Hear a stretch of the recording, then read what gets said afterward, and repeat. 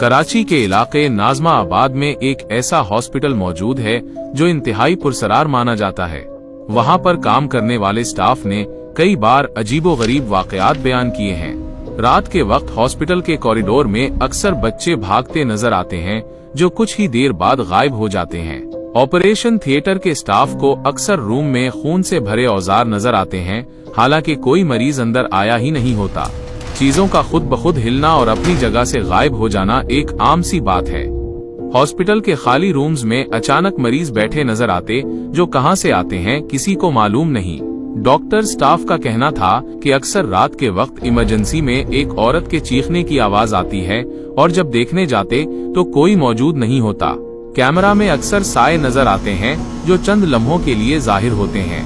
तब से लेकर आज तक कोई स्टाफ अकेले शिफ्ट करने से गुरेज करता है। आज भी ये अस्पताल मौजूद है।